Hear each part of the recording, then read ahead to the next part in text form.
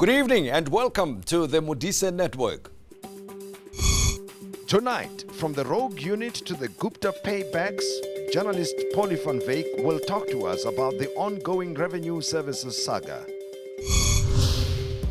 Later on, Deputy Minister of Higher Education and Training, Buti Manamela, will explain what the Fourth Industrial Revolution means for South African youth.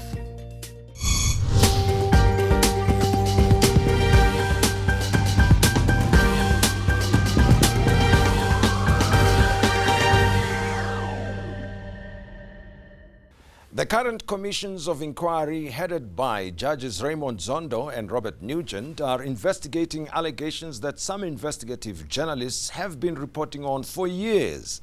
The Nugent inquiry is tasked with investigating allegations of incompetence and corruption following the South African Revenue Service's under-collecting taxes by more than 50 billion rands.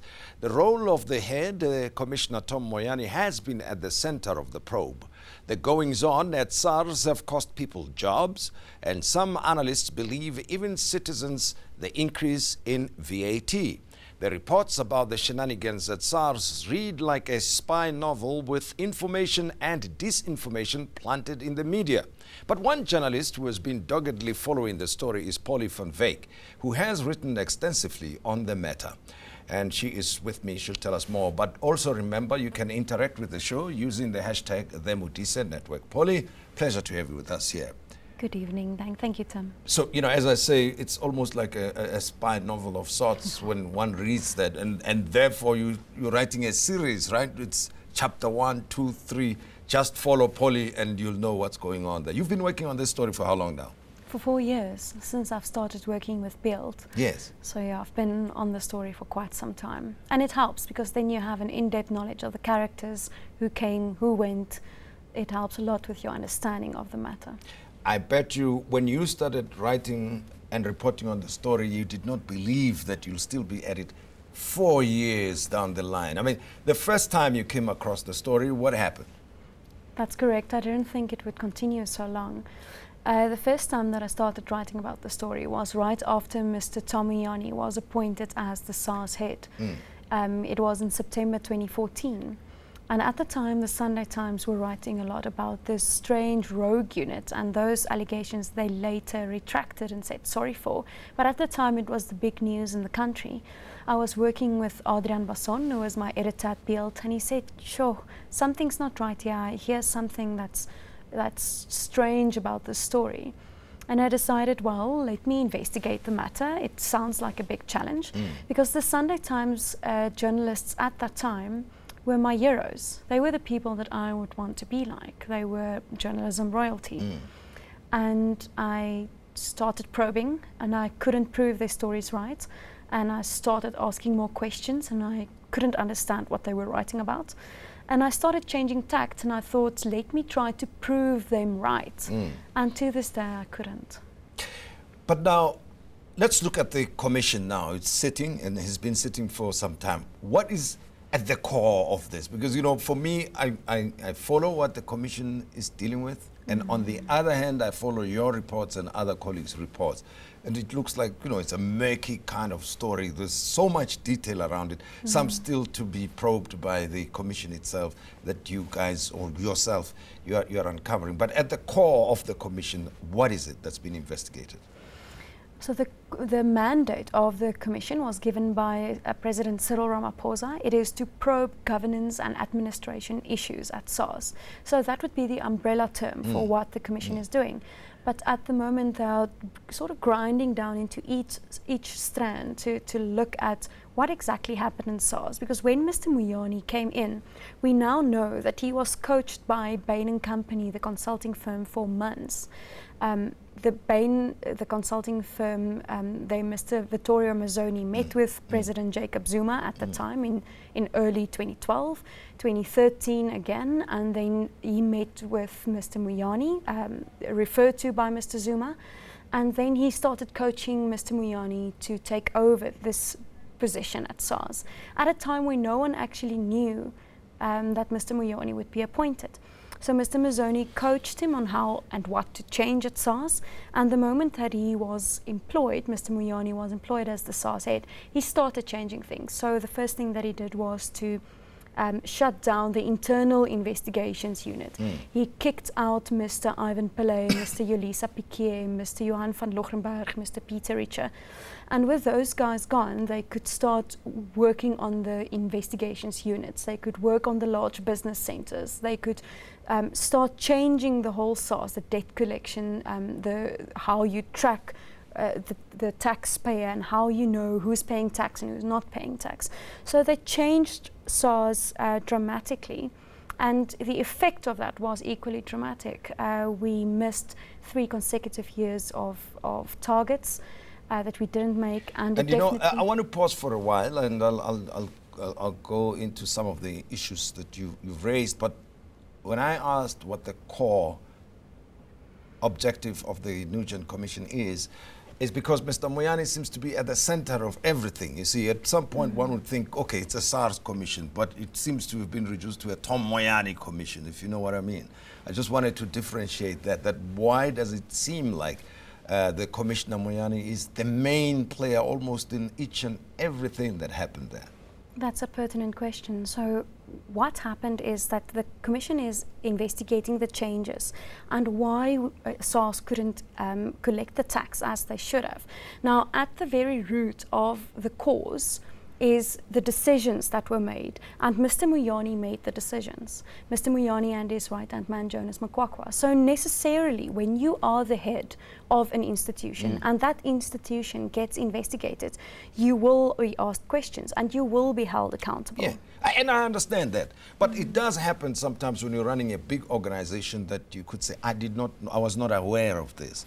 This happened and that happened. It is possible that those kinds of things would have happened without his knowledge, but it does not seem to be the case. And let me take you a step back to something you said earlier on, that Mr. Mazzoni of Bain, it's a global advisory group, am I right? Yes. Somehow knew about this position several years before it opened up, and even met with Mr. Moyane prior to his appointment.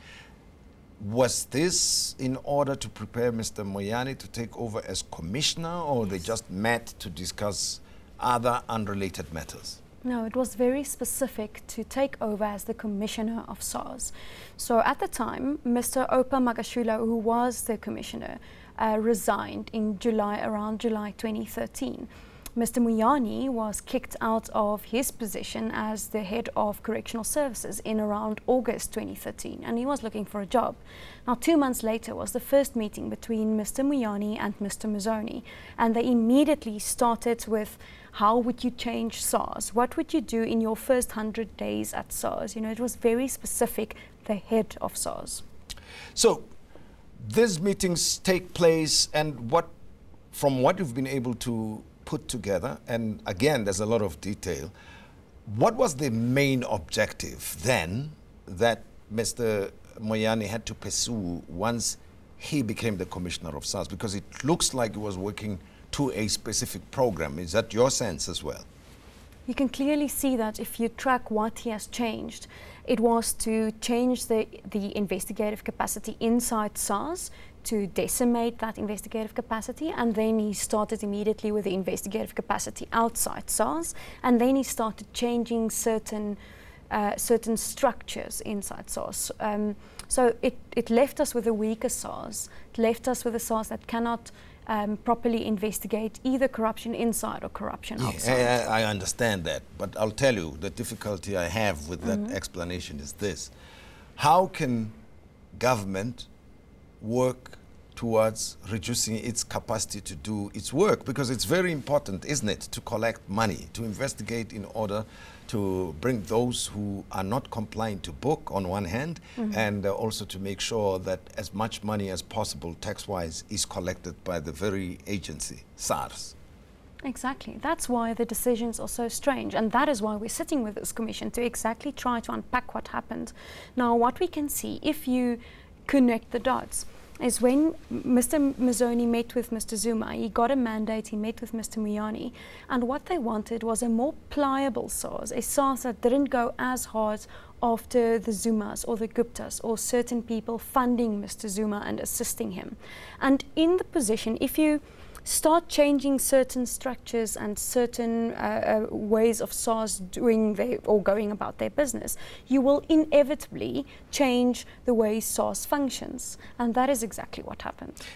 Yes, and please bear with me. I'm battling with this. You see, if you are responsible for making something happen and function efficiently, irrespective of what your intentions may be to benefit yourself, somewhere you would like that system to work, isn't it? In the case of the revenue services, SARS here, that if you under-collect, then you will not be able, as a politician, so to speak, to deliver on your promises, to provide the services that you have promised the voters.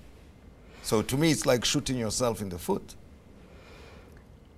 There's a very good reason why we're not understanding it, because we would want a functioning institution. Yes. Now, the object was not to have a functioning institution. Okay. And what they didn't understand was if you have a malleable institution that you change, you will inevitably change how successful that is. And Mr. Muyani didn't realize that because he didn't have the first idea of what SARS's business is. He didn't have a tax background. He didn't know how intricate SARS is connected and how each unit works together. So he didn't realize that if it becomes more pliable and if you change certain functions, the way that it collects tax will also change. Polly Van Wyk is my guest, and she's been covering the story of the Nugent Commission on one hand, also the goings-on within SARS. It's a very complicated story. We're going to discuss the specifics in a moment when we return. Pauli Van Wyk is my guest. You also take part in our conversation, the hashtag the Modise Network.